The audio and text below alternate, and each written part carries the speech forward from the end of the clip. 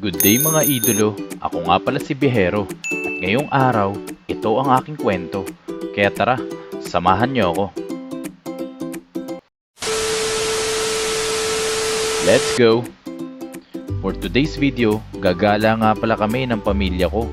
At syempre, i-flex ko muna itong bagong gawa ko na sapatos. Hand-painted yan at waterproof na din para pwede nating magamit sa ating mga pagra-ride.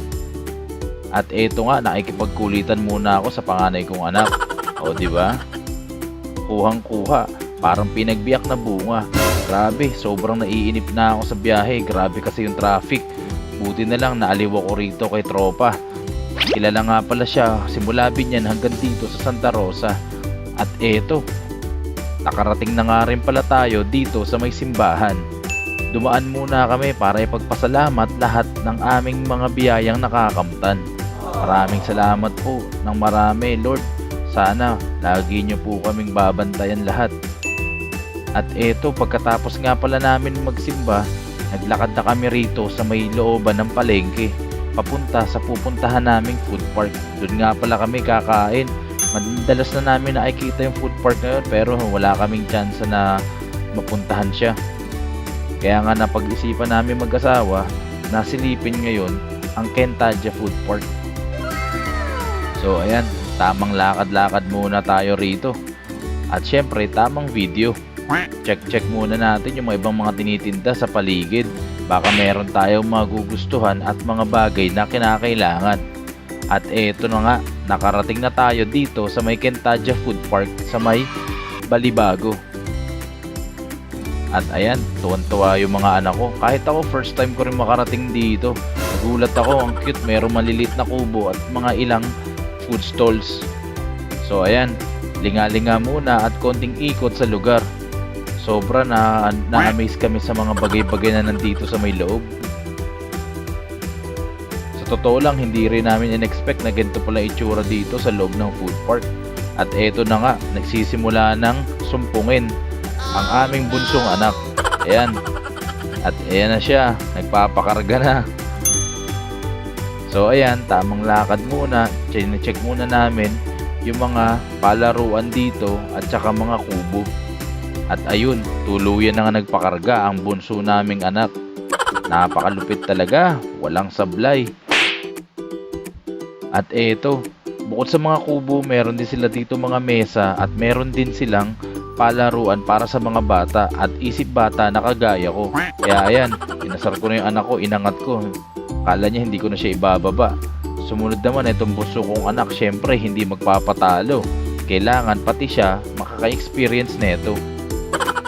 Pagkatapos nga pala namin pumunta sa may playground, eto, kumanap na kami ng mapupwestuhan na kubo bago kami umorder ng mga pagkain na kakainin namin. At ayan, si Kulit, medyo inaantok na nga kaya dumedi na siya. Tapos tinawag ko na yung anak kong panganay para sumama sa akin at maghanap at pumili ng aming mga kakainin.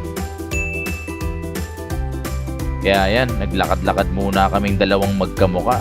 Diba? Tamang ngiti-ngiti lang siya pero totoo naiinis na siya sa akin.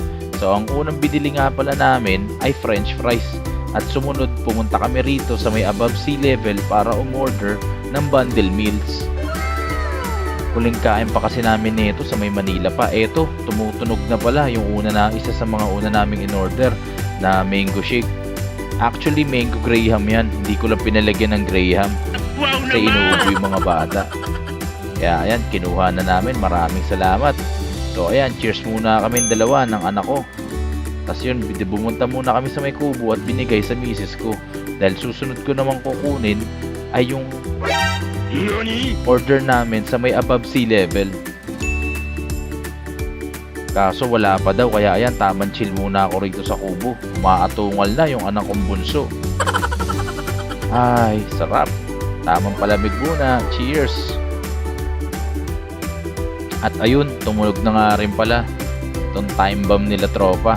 Kaya eto, pinlex ko nga muna ang aming in-order sa above sea level. Pagkatapos nun, kinuha ko na nga rin pala yung order namin na french fries. So ayan, kompleto na. Pwede na tayong tsumibog. So Bagay, sobrang gutom na rin kasi ko. Kaya ayan, wala nang patumpik-tumpik pa. Let's go! Marami nga pala ditong masasarap at iba't ibang uri ng pagkain. Ito lang talaga yung napagtripan namin na kainin. So ayan, nilalagyan ko na nga pala yung sarili ko pati yung plato ng anak ko. Yung sa misis ko, siya na bahalang maglagay na sa kanya. At eto na nga, tinikman na namin. Grabe, sobrang solid nung in-order namin. Na butterfly squid at saka gambas. Solid, napakasarap talaga. Mukhang mapapaulit kami pumunta rito next time. First time lang din kasi namin mapadayo dito. Kaya ayan, pagkatapos kumain, let's go! Sobrang solid, sobrang busog. Happy-happy na ang mga nilalang. O, diba?